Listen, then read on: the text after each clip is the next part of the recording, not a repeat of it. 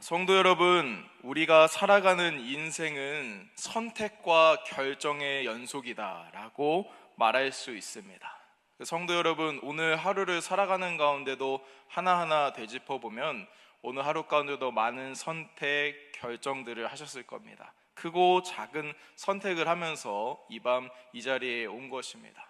그래서 금요 기도회에 예배를 드려야겠다라는 선택을 하셨지 않습니까? 집에서 TV 보고 쉬는 것이 아니라 내가 와서 하나님께 예배하고 기도해야겠다라는 선택을 우리가 한 줄 믿습니다. 할렐루야. 그런데 이런 선택과 결정의 순간 가운데서 우리 마음이 가장 심하게 흔들리는 순간이 있습니다. 그 순간은 내가 가진 문제를 단번에 해결할 수 있는 기회가 찾아왔을 때입니다. 내가 답답해하고 해결하고 싶어하는 문제가 있는데 그거를 한 방에 해결할 수 있는 그 상황이 오면 우리의 마음은 크게 요동친다는 겁니다. 특히 그 기회가 나에게 아무런 위험도 주지 않고 다른 사람들의 눈을 완벽히 피하면서 주어진다면 여러분 꿈만 같지 않습니까? 리스크가 없습니다. 로우 리스크 하이 리턴. 얼마나 유혹적입니까? 그 기회를 거절하는 사람은 아마 없을 거라 생각이 듭니다. 예를 들어서 여러분, 제가 예화를 좀 찾아봤는데 국내 한 지자체 대형 폐기물 처리장에서 있었던 그런 예화가 있습니다.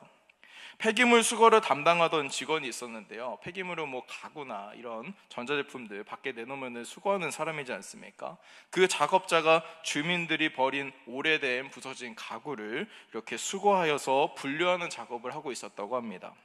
그런데 그곳에 오래된 가구들은 당연히 사람들이 다 버린 거고 주인이 없는 그런 가구였습니다. 그래서 누구의 소유도 아니었죠. 그런데 그렇게 분류 작업을 하나씩 하고 있는데 깨진 가구 서랍 사이에서 묵직한 뭐가 쿵 떨어진 겁니다. 여러분, 이게 뭘까요? 돈이었습니다. 돈. 제가 찾아보니까 뉴스에 생각보다 이런 경우가 많더라고요. 그래서 잠시 멈추고 확인해 보니까 돈 뭉치가 이렇게 딱 떨어진 거예요. 그래서 제가 궁금해서 찾아봤어요. 그랬더니 한 요만큼 정도 되는, 여러분 5만 원권 이만큼이면 얼마일까요? 저도 궁금해서 찾아봤는데 3,100만 원이 갑자기 서랍에서 떨어졌다고 합니다. 그 순간에 그 돈 뭉치를 본 사람은 그 작업자 한 사람뿐이었습니다. 그래서 내가 이 돈을 샥 해도 아무도 모르는 상황이었습니다. 게다가 그 작업자는 재정적으로도 여유로운 상황이 아니었다고 합니다. 매달 생활비 나가죠. 지출해야 될 돈도 나오죠. 그리고 대출이자 갚아야죠. 힘들었던 사람입니다. 이거를 좀 가지고 내가 사용을 하면 조금이라도 경제적으로 어려운 것에서 자유로워질 수 있는 그런 상황이었습니다. 만약 여러분에게 이런 상황이 온다면 어떤 선택을 하시겠습니까? 금액이 좀 작게 느껴지십니까? 그래서 제가 생각을 해봤는데 여러분 31억입니다. 혹시 31억이면 어떻게 하시겠습니까? 3,100만 원이면 좀 뭔가 이렇게 인생 역전하기 약간 애매한 거. 31억이다. 아무도 안 봤어요. 내가 가져도 되는 돈이에요. 제가 또 이것도 궁금해서 찾아보니까 31억을 혼자 옮기기가 힘들 정도로 된다고 하더라고요. 한 60kg, 70kg 정도 된대요. 하여튼간에 그 돈을 딱 봤다. 어떻게 하시겠습니까? 정말 솔직한 말로 이런 상황에 놓이면 제가 좀 생각을 해봤어요. 일단 저는 심장이 두근두근 뛰기 시작하거든요. 어떤 느낌인지 아시겠죠? 어차피 버려진 물건이고 아무도 모르는데 눈 한번 딱 감으면은 이거 다 이제 경제적인 것들도 다 해결이 되고 얼마나 좋을까. 이런 생각을 하지 않을까. 맞아, 내가 착하게 사니까 하나님께서 드디어 이런 기회를 주셨구나. 할렐루야. 아멘 하시면 됩니다. 그러면서 낼름 할 것 같아요. 진짜 저도 솔직한 마음으로 그런 마음이 들더라고요. 개척하는데도 이제 저 개척을 이제 기도하고 있으니까 문제 없을 것 같고, 하나님 좋은 데 쓰겠습니다. 이럴 것 같은 거예요. 그런데 여러분, 이 작업자는 망설임 없이 그 자리에서 바로 경찰에 신고했다고 합니다. 조사 결과 그 돈의 주인은 치매에 걸린 한 할아버지였는데요. 치매를 앓던 이 할아버지가 자기의 평생 모은 노후 자금을 서랍 안에 숨겨놨는데 이 그 집을 빼는 과정에서 가족들이 그걸 모르고, 그리고 본인도 이제 까먹은 거예요. 잊어버린 채로 그 모든 가구들을 갖다 버리다 보니까 그 과정에서 생긴 사고였던 겁니다. 여러분, 우리의 신앙생활에도 이런 선택의 기로에 놓이게 될 때가 있습니다. 치열한 삶을 지켜내면서 고독의 광야의 길을, 거친 광야의 길을 가다가 아무도 볼 수 없는 나만의 동굴을 발견합니다. 그리고 그 안에서 지금 내가 겪고 있는 고단한 광야의 길을 단번에 끝낼 만한 기회가 찾아올 때가 있습니다. 또 나에게 깊은 상처를 주고 나를 억울하게 만들었던 사람에게 복수할 수 있는 기회가 오기도 합니다. 이럴 때 우리는 어떻게 합니까? 우리는 이 기회를 하나님의 축복이자 하나님의 타이밍이다 라고 생각하면서 덥석 물어버리는 경우들이 많이 있습니다. 상황이 너무 자연스럽고 딱 맞아 떨어지기 때문에 이건 하나님께서 하신 것이다, 하나님께서 하지 않으셨으면 절대 이럴 수가 없다, 이런 오해를 하게 되는 겁니다. 생각보다 우리 기독교인들이 입에 달고 다니는 말이 하나님께서 하셨습니다, 이거 하나님이 하셨나 보다, 하나님께서 열어주셨습니다, 하나님께서 도와주셨어요, 이런 말을 굉장히 쉽게 하는 편입니다. 그러나 성도 여러분, 우리는 오늘 말씀을 통해서 이 사실을 기억해야 됩니다. 내가 가진 문제를 단번에 해결할 수 있는 기회가 올 때, 그때가 가장 위험한 유혹의 시간이라는 겁니다. 내 힘과 내 방법으로 모든 문제들을 다 해결하고 모든 상황을 뒤집을 수 있는 역전의 기회가 왔을 때, 외적인 조건과 나의 선택이, 외적인 조건들이 나의 선택을 다 지지해 주는 것 같고, 세상이 그렇게 해, 가져가, 해봐, 이렇게 밀어주는 것 같을 때, 그때가 가장 조심해야 되는 순간인 것입니다. 오늘 본문 말씀에 등장하는 다윗도 이런 선택의 순간 가운데 있었습니다. 여러분, 다윗은 자신의 부하들과 엔게디 동굴이라는 곳에 숨어 있었습니다. 왜 숨어 있었습니까? 자신을 죽이려고 하는 이 사울 왕의 군사, 정예군사 3,000명이 자기를 쫓고 있었기 때문에 살려고 동굴로 뛰어들어갔습니다. 그런데 갑자기 누군가 캄캄한 동굴 안으로 들어왔습니다. 여러분 잘 아시겠지만 사울 왕이 볼일 보려고 혼자서 완전 무방비 상태로 동굴 안으로 혼자 들어온 것입니다. 이제 여러분, 다윗은 마음만 먹으면 자신을 죽이려고 계속 쫓아다니고 괴롭히는 이 사울 왕을 단번에 처리할 수 있는 기회가 온 것이죠. 인간 눈으로 보면 어떻습니까 여러분? 이것은 하나님의 완벽한 타이밍입니다. 내 손에 쥐어진 칼을 휘두르기만 하면 그토록 억울했던 순간들, 시간들, 두렵고 떨렸던 마음들, 지긋지긋한 이 도망자 신세도 한 방에 끝나는 겁니다. 여러분, 게다가 옆에 있었던 다윗의 부하들, 주변 사람들조차도 아니 기회를 잡아야죠, 뭐 하는 거예요, 이런 말입니다. 계속 부추기고 있어요. 이때 다윗이 어떤 선택을 했습니까? 오늘 본문 말씀을 통해서 다윗이 했던 선택에 대해 알아보고, 다윗의 선택을 통해 하나님께서 오늘날 우리에게 어떤 말씀을 주시는지 함께 짧게 살펴보도록 하겠습니다. 첫 번째로 말씀드리고 싶은 것은, 상황의 완벽함이 반드시 하나님의 뜻이라고 단정 지으면 안 된다는 겁니다. 상황이 완벽하게 돌아갈 때 이게 하나님의 뜻이구나, 이렇게 단정 지으면 안 된다는 겁니다. 오늘 본문 말씀 24장 4절 상반절 말씀을 보면 이렇게 말씀하고 있습니다. 한 목소리로 읽어보겠습니다. 시작. 다윗의 사람들이 이르되 보소서, 여호와께서 당신에게 이르시기를 내가 원수를 내 손에 넘기리니 내 생각에 좋은 대로 그에게 행하라 하시더니 이것이 그날이니이다 하니. 아멘. 여러분, 무방비 상태로 동굴로 들어온 사울 왕을 앞에 두고 다윗의 부하들이 속삭인 이 한마디의 외침은 오늘날 우리가 고난의 한복판에서 가장 흔하게 넘어지는 영적 함정이 무엇인가를 보여주고 있습니다. 여러분, 다윗의 부하들이 다윗에게 뭐라고 했습니까? 가서 죽이세요, 칼 있잖아요, 찔러요, 이렇게 얘기했습니까? 아닙니다. 다윗의 부하들은 여호와께서 당신에게 이르시기를 하면서 하나님의 이름을 먼저 내세웁니다. 그리고 과거에 하나님께서 다윗과 하셨던 승리의 약속들을 하나하나 얘기를 합니다. 그러면서 이제 자기들 멋대로 이렇게 말씀을 짜맞추는 거죠. 여호와께서 당신에게 이르시기를 내가 원수를 내 손에 넘기리니 내 생각에 좋을 대로 그에게 행하라 하시더니 이것이 그날이니이다. 이렇게 얘기를 한 겁니다. 여러분, 마치 자신들의 생각이 곧 하나님의 생각인 것처럼, 자신들의 말이 하나님의 말씀인 것처럼 이리저리 포장하고 짜집기 해서 그럴듯하게 부하들이 얘기를 하고 있는 것입니다. 성도 여러분, 어떻습니까? 다윗의 부하들의 말이 굉장히 설득력 있지 않습니까? 지금 이때야말로 하나님께서 주신 완벽한 타이밍이자 절호의 찬스가 아니겠습니까?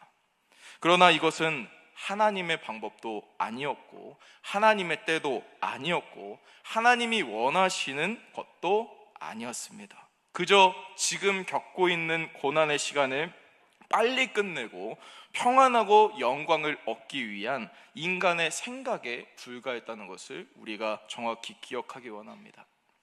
우리는 종종 살면서 어떤 기가 막힌 타이밍이 오면 너무나 그것을 하나님의 기도의 응답이다, 하나님의 인도하심이다 라고 확정지어버립니다.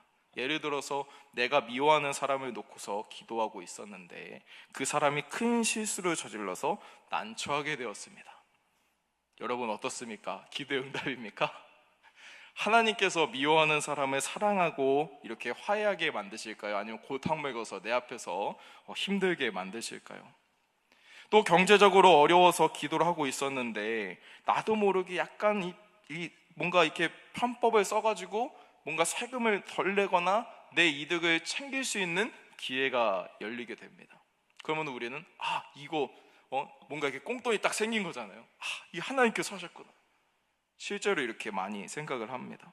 나의 고통스러운 상황을 단번에 끝낼 수 있는 세상적인 지름길이 열렸을 때 우리는 속으로 생각하는 것입니다. 하나님께서 내 억울함을 풀어주시려고 이런 환경을 열어주셨구나. 역시 하나님은 멋지신 하나님이야. 이렇게 완벽한 타이밍에 주시다니 이것이 분명 하나님의 뜻이다. 이렇게 생각하는 겁니다.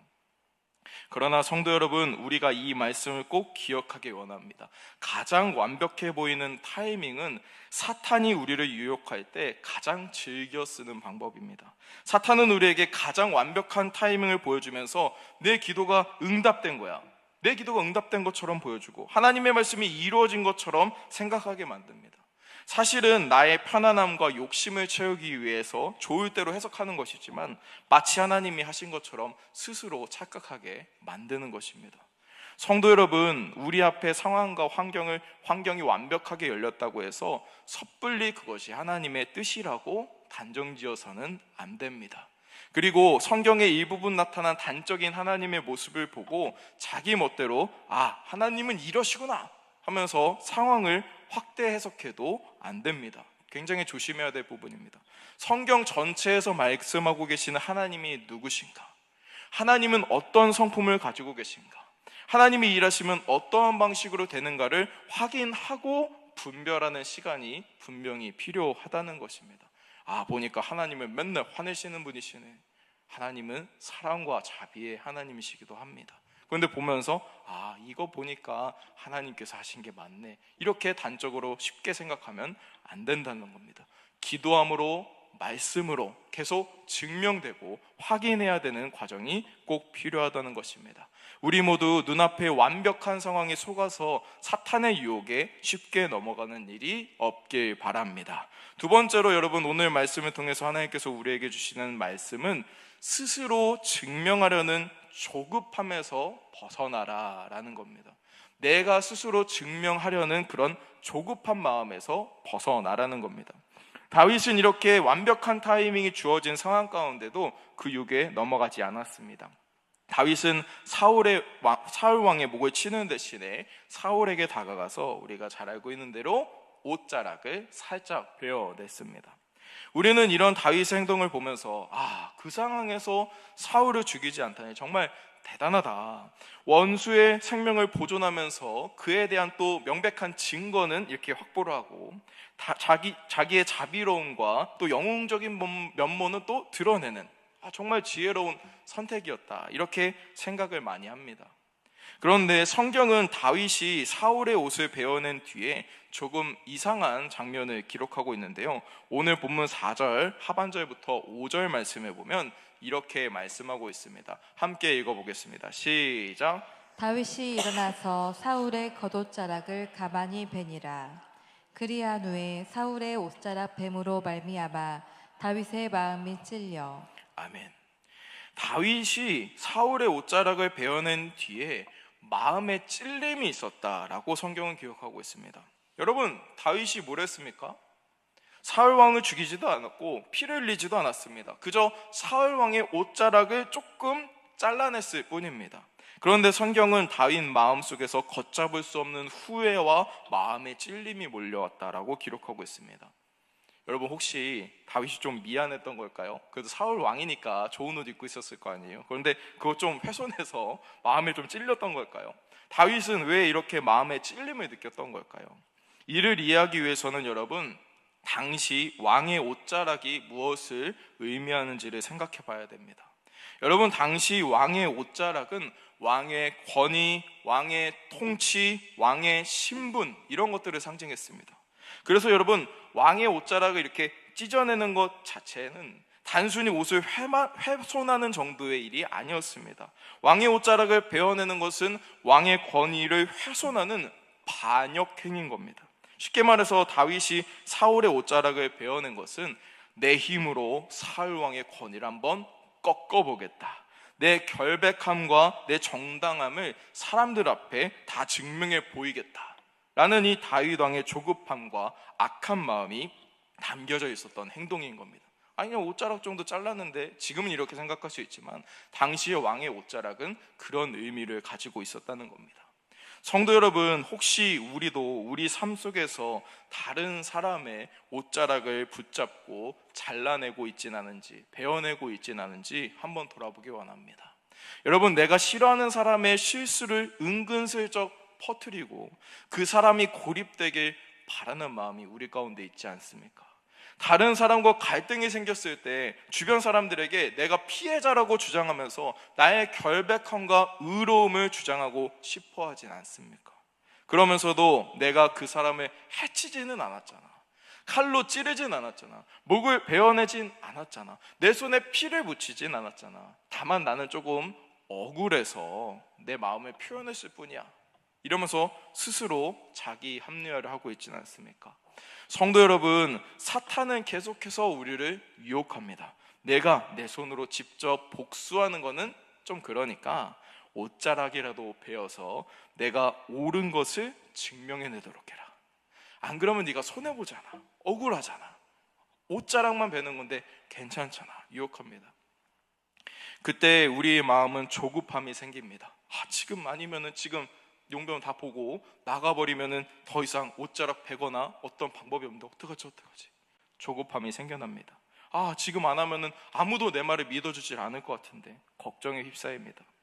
그러나 내가 저 사람보다 의롭다는 것을 스스로 증명하여 세상에 보여주고 싶어하는 조급한 마음은 하나님께서 우리에게 원하시는 마음이 아니라는 것을 기억하기 원합니다. 하나님께서는 우리 스스로 칼을 빼어 들기를 원치 않으십니다. 심지어 그 칼로 옷만 베어내더라도 하나님께서 기뻐하지 않으신다는 겁니다. 우리 모두 그러한 조급한 마음을 내려놓기 원합니다. 할렐루야. 우리가 스스로 증명하려고 하지 않아도 하나님께서 하나님의 가장 정확하신 때 가장 공의로운 방식으로 하나님의 뜻과 의를 보여주실 것입니다. 우리가 그것을 믿음으로 우리의 조급한 마음을 내려놓기 원합니다. 그리고 마지막 세 번째로 오늘 우리에게 주시는 하나님의 말씀은 모든 심판의 권한을 하나님께 맡겨드리라는 겁니다. 오늘 본문 말씀 15절 말씀에 보면 이렇게 말씀하고 있습니다. 한 목소리로 읽도록 하겠습니다. 시작. 그런즉 여호와께서 재판장이 되어 나와 왕 사이에 심판하사 나의 사정을 살펴 억울함을 풀어주시고 나를 왕의 손에서 건지시기를 원하나이다 하니라. 아멘. 여러분, 이제 사울 왕이 볼일을 다 마치고 동굴에서 빠져나갔습니다. 그리고 사울 왕은 다윗이 있던 동굴에서 어느 정도 좀 멀어졌어요. 그런데 여기서 다윗은 우리가 좀 이해하기 힘든 행동을 합니다. 그 행동은 사울 왕의 뒤를 따라서 동굴 밖으로 걸어 나갔습니다. 스스로. 당시 상황을 생각해보면 다윗의 이 행동이 얼마나 위험한 것인지 알 수 있습니다. 다윗이 걸어나간 동굴 밖에는 사울 왕만 있지 않았습니다. 사울 왕을 포함하여서 다윗을 잡으려고 혈안이 돼 있는 정예구사 3,000명이 기다리고 있었습니다. 그런데 만약 다윗이 나갔다가 눈에 띄게 되면 어떻게 되겠습니까? 바로 둘러싸여서 죽임을 당할 수도 있는 상황이었던 겁니다. 그런데도 왜 다윗은 굳이 사울을 따라서 동굴 밖으로 나갔을까요? 다윗이 왜 이런 행동을 했을까요? 이에 대해서 여러 가지 해석을 좀 할 수 있습니다. 그런데 저는 다윗이 사울 왕과 자기 사이에 방금 우리가 읽은 15절 말씀의 고백을 선포하기 위해서 나갔다라고 저는 생각이 듭니다. 여러분, 다윗은 멀리 서 있는 사울을 향해서 선포했습니다. 15절 말씀 한번 더 띄워주시겠습니까? 여호와께서 재판장이 되어 나와 왕 사이를 심판하사 나의 사정을 살펴 억울함을 풀어주시고 나를 왕의 손에서 건지시기를 원합니다 라고 선포했습니다. 여러분, 다윗은 사울 향해서 하나님이 재판장이시다 라고 선포하고 있는 것입니다. 여러분, 당시 고대 사회 속에서 재판관이 누구입니까? 절대 권력을 가진 왕이었습니다. 사울 왕의 말이 곧 법이었고 사울 왕이 이스라엘의 재판장이었던 겁니다. 그런데 그런 사울 왕의 앞에서 다윗이 이스라엘의 재판관은 하나님이시다라고 선포하고 있는 것입니다. 그리고 그 하나님께서 나의 억울함을 풀어주실 것이다 라고 고백하고 있는 겁니다. 성도 여러분, 다윗에게 재판장은 하나님 한 분밖에 없었습니다. 사울 왕도 아니고 자신도 아니고 하나님께서 모든 심판과 판단을 하실 거라 권한을 넘겨드렸다는 겁니다. 그런데 오늘날 우리의 모습은 어떻습니까? 내가 재판장이 되어서 판결을 내리려고 듭니다. 나를 힘들게 하는 사람들을 유죄라고 이미 판결을 해놓고 하나님께 그 사람을 심판해달라고 부탁을 합니다. 하나님이 재판관이 아니라 집행자처럼 생각하고 집행을 해달라고 요구하는 기도를 하는 겁니다. 그런데 정말 무서운 것은 이렇게 내가 재판관이 되어 있으면서 내가 이미 판결을 다 마음속으로 내려놓고서 하나님이 재판관이라고 내가 여기고 있다고 착각한다는 겁니다. 여러분, 정말 우리는 하나님이 재판관이라고 생각하고 있으십니까? 내 마음속에 이미 싫어하는 사람, 그리고 문제 있는 것들 다 틀렸어, 저거 아니잖아, 저 사람 우리 교회 내에서도 저거 좀 아니지 않아? 저 사람이 하는 거는 맞는 게 아닌 것 같아, 저게 신앙생활을 저렇게 하면 어떡해, 이런 식으로 다 판결 내려놓고 하나님, 저 사람 좀 심한 거 아니에요? 하나님께서 좀 어떻게 좀 해주세요. 집행인처럼 불러다가 하나님을 사용하는 경우들이 많이 있다는 겁니다. 여러분, 오늘 본문 말씀에 나타난 다윗의 모습은 어떻습니까? 저는 개인적으로 오늘 말씀을 묵상하면서 정말 다윗이 어떻게든 판단과 판결을 하지 않기 위해서 몸부림을 치는구나, 이런 느낌을 받았습니다. 그냥 보면서 다윗이니까 그냥 당연히 좀 그냥 넘어갈 수 있겠지, 이렇게 생각하실 수도 있지만 저는 본문을 보면서 진짜 다윗이 엄청나게 참고 있구나 라는 생각이 들었습니다. 여러분, 생각해 보십시오. 다윗은 아무런 잘못도 하질 않았습니다. 이성적으로 보나 논리적으로 보나 사울 왕이 자신을 죽이려고 추격한다는 것 자체가 너무나 억울한 상황입니다. 이런 상황 가운데 다윗이 스스로 얼마나 답답하고 열받고 화가 났겠습니까? 얼마나 정죄하는 마음이 들었겠습니까?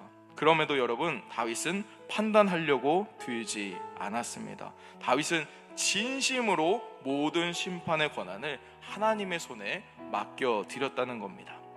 사랑하는 성도 여러분, 스스로를 증명할 수 있는 너무나 완벽한 순간이 눈앞에 있습니까? 하나님의 뜻이라고 느껴질 만큼 너무나도 확실한 순간이 눈앞에 있습니까? 잠시 멈춰서서 하나님을 바라보시길 바랍니다.